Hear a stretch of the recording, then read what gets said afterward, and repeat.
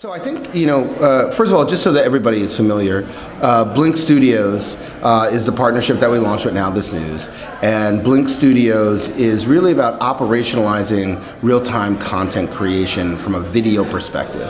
So we've learned so much over the last 2.5 years in terms of the process necessary, the internal process, the approval, the creative, to really figure out how to do real time. And usually I tell the story, it started, yes, with Oreo, but it's progressed, whether it's Cadbury, whether it's Nilla, whether it's Trident, all across almost every single brand and almost every single geography. We've learned from collectively what it takes to actually get real time done, and we began to enter into video kind of with our first, with our launch of Trending 10, which you can search online and see the case study, but that was Trident, Fuse, and Twitter.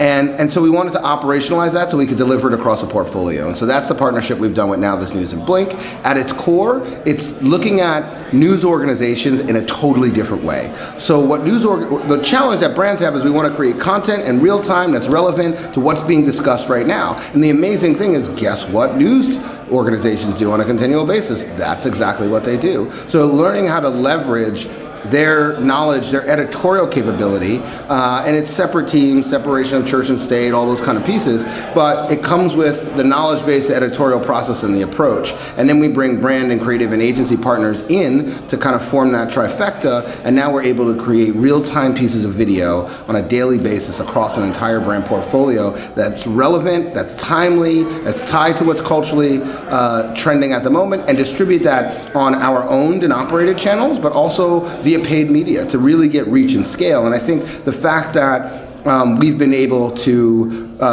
deliver 100 million unique impressions via the studio at 50% of what our average online video CPM is speaks to the potential power of this model.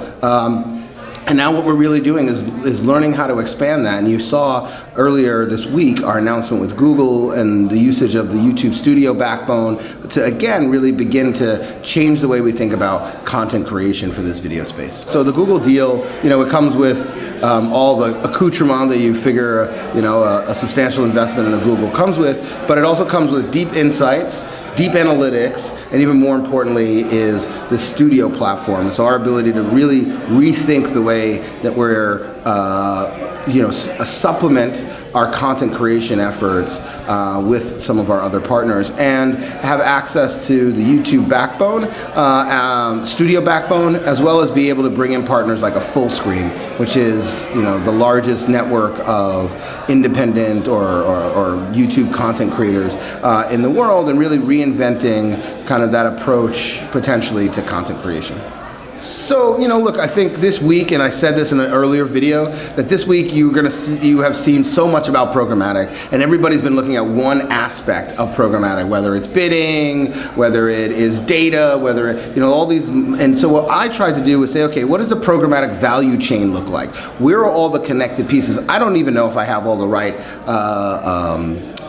buckets, but we try to at least take an attempt to see how these things connect to create greater value. And that's where I think right now the world is focused on that one piece, which is bidding, and I think also a lot of cost saving conversations are probably the wrong conversation, because this is about unlocking the power of using data to buy smarter, and then continuing to bring that value chain together. And where we think it starts is really at real-time content creation, and then the bidding aspect, the bidding, insertion, publishers, and then ultimately data that reinforms how you go back into that process. But we see a world where any type of media that can be bought programmatically should and will be bought programmatically. But now how do you begin to take real-time buying and real-time content creation and bring those two things together? Because at some point, I'm going to be able to create a TV commercial in real time based on what's being talked about in culture, and I'm going to be able to reflect that back through my brand to a mass audience. And we're preparing for that. Right now, you can do it with large-scale audiences already. It's called